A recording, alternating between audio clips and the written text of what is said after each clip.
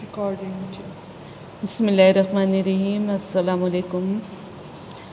اس سے پہلے میں نے آپ کو آیات مکہ کی دور کی خصوصیات بتائیں۔ آج جو ہے میں آپ کو آیات مدنی دور کی خصوصیات بتاتی ہوں کہ ہجرت کے بعد مدینہ میں جب نبی پاک نے اپنا سیٹ اپ بنایا، اسلامی ریاست بنائی، تو وہاں پہ کون تھا؟ مدینہ میں مسلمانوں کو ایک مرکز میسر آ گیا تھا، اگرچہ مدینہ کے یہودی اور عیسائی اسلام دشمن تھے۔ بعد میں منافقین بھی اسلام دشمن ہی تھے، پھر بھی بظاہر مکہ جیسا کھلا دشمن ماحول موجود تھا۔ مدینہ کے انصار پہلے سے اسلام لائے ہوئے مسلمان اور یوں مددگار اور مکہ سے آئے ہوئے مہاجر مسلمانوں کو نبی صلی اللہ علیہ وسلم نے آپس میں بھائی مواخات یعنی مدینہ بنا دیا۔ مواخات کیا ہے؟ اللہ تعالیٰ کے حکم سے نبی پاک نے مہاجروں کو اور انصاریوں کو جو کہ مدینہ میں پہلے سے رہنے والے تھے ان کو بھائی بنا دیا۔ اس سے کہتے ہیں مواخات مدینہ، اور آج تک یہ مواخات موجود ہے، چاہے وہ کسی بھی رنگ و نسل کے ہوں، چاہے وہ کوئی بھی زبان بولتے ہوں، لیکن وہ مسلمان ہیں، ایک کلمہ گو ہیں، تو وہ بھائی ہیں۔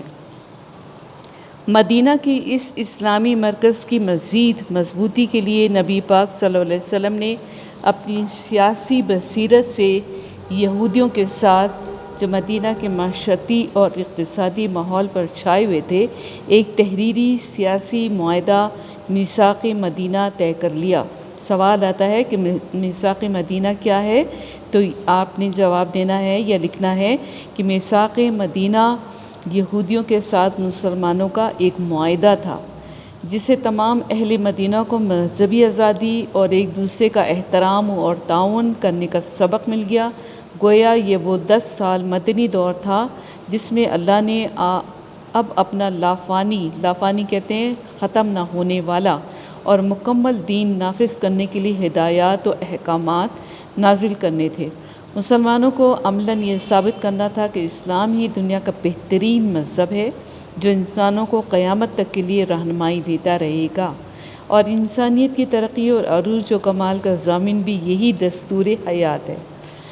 یہ دستور یعنی قرآن مرحلہ وار حالات کے عین مطابق نازل ہوتا رہا، چنانچہ جہاد کی ضرورت و اہمیت، جنگی احکام، معاشرتی ہدایات و قوانین، تبلیغ و اشاعت دین، ارکان اسلام پر عمل پابندی اور معاشرتی زندگی میں اخلاقیات کی ضرورت پر اصولی اور تفصیلی آیات نازل ہوتی رہیں۔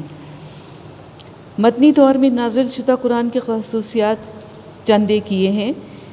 جہاد کی ضرورت و اہمیت بتائی گئی، جنگی قوانین بتائے گئے، اہل کتاب یعنی یہودی و نصارہ سے مناظرہ ہے، منافقین کی نشاندہی کی گئی، معاشرتی زندگی کے تمام پہلوؤں پر ہدایت جاری کی گئی، اخلاقیات اور حسن سلوک پر بہت زور دیا گیا، عہد کی پابندی پر سختی سے عمل کی تلقین کی گئی، مسلمانوں کو سب سے زیادہ محبت اللہ سے رکھنے کی یاد دہانی کرائی گئی، مسلمانوں کو ہدایت کی گئی کہ پیغمبر اسلام کو اپنی جانوں سے بھی عزیز رکھیں، پیغمبر اسلام کی عملی زندگی یعنی اسوہ حسنہ کو ہمیشہ کے لیے مشل راہ قرار دیا گیا، پیغمبر اسلام کو اللہ کا آخری نبی ہونے کا اعلان کیا گیا، پیغمبر کی بیویوں کو امت مسلمہ کی مائیں قرار دیا گیا، اور جو صورتیں ہوتی تھیں مدنی وہ لمبی ہوتی تھیں، خیالات میں گہرائی، الفاظ قانونی نوعیت کے ہیں،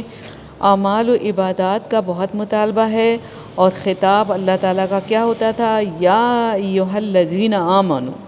مکہ میں کیا ہوتا تھا؟ یا ایھا الناس۔